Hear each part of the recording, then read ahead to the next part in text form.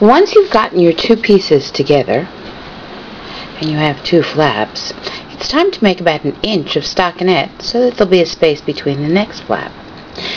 This is an opportunity for you to learn some different selvages.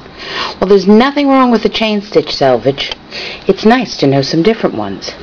The first one I'm going to demonstrate is one of my favorites for an open edge. It's not good for an edge that's going to be seamed, but for a scarf or something else that's going to have an open edge, or a sweater front that you're not finishing off further because you're using garter stitch. And if you were using garter stitch, you would knit every row instead of purling every row, obviously, and the same would be true for the edging. So the first thing we're going to do is we're going to make a yarn over. See how easy it is? I just hold the yarn in position and I make a yarn over. I just wrap the yarn around the needle. Then I'm going to make a purl two together. And this is not cooperating, partly because of the angle I'm working at. So let me try putting my stitches up to the thing. Make my yarn over by simply wrapping the yarn around the needle. In this case, I'm holding it with my index finger, putting the needle in, and purling two together. Like all beginning rounds, you just want to make a little snug stitch so your yarn over is not too big and loopy. And then you want to snug the second stitch. Now, I normally knit combo, but in this case, I'm actually making an effort for this video to work a standard purl stitch, and that's because it will make a difference at the end of the row. If you do knit combo like me, you could knit the whole row combo and just the last two stitches would need to be worked in a standard. And I find that sometimes easier to do than remounting if I know I'm going to be needing a standard stitch at the other end. Alright, so here we are completing our 20 stitches. 20 stitches takes a long time to work, doesn't it, when you're sitting here just watching a video.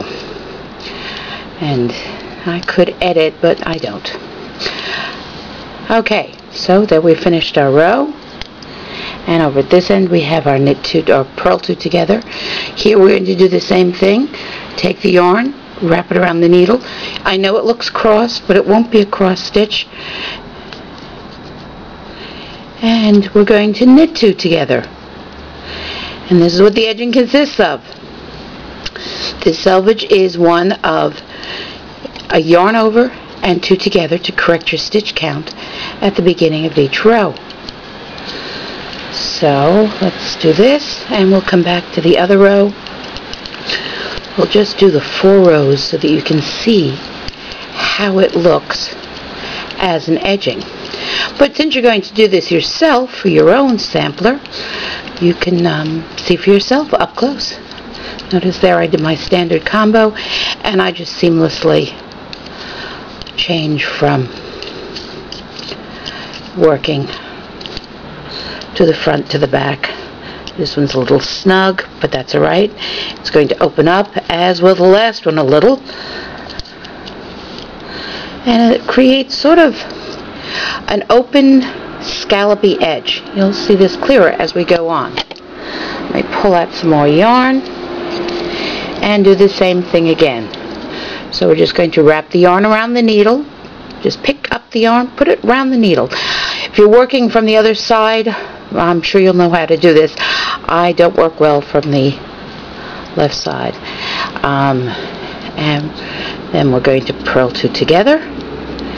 In this row I'm going to work speedily, and I'm just going to do my standard combo, which, as you see, I work better because that previous row is slightly rowed out, because I don't work the same tension when I work a whole row of a standard combo, which is one of the reasons, or standard purl, which is one of the reasons I tend to work a combo purl, because it works for me.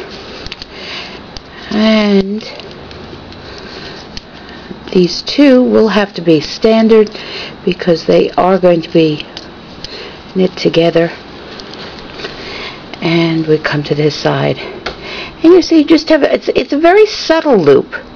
It's a very subtle openness. It's very different from the chain.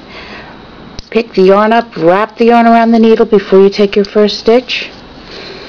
And then, to correct the count, knit 2 together. I pulled that, I don't know if you saw that as I worked, I just automatically have that idea of tensioning the yarn so that I don't get sloppy edges. And that's what the knitting is about. It's about the details on the edges. And if the only detail you know is a chain stitch, well, that's like knowing one cast on. There's nothing wrong with it, but it's nicer to know a couple of different details and choose your details. Choose the edge you want. Choose how you want to finish or begin, or the details that you want in your knitting. And now that we have 2 rows, you can begin to see it has a very distinctive single loop as opposed to an oversized stitch which has the double loop. This is a very single loop, sort of subtle, very simple. It's an interesting idea. Is it perfect? No. It's just something different. It is a very nice edge to a scarf if you are doing a scarf, especially if you're doing a garter stitch border on your scarf to keep your stockinette from rolling. If you knit every row, it's much easier than purling 2 together. And then it will be the same thing. Yarn over, knit 2 together at the beginning of each row to create this very subtle picot scallop-like edge. And there's the first of your selvages.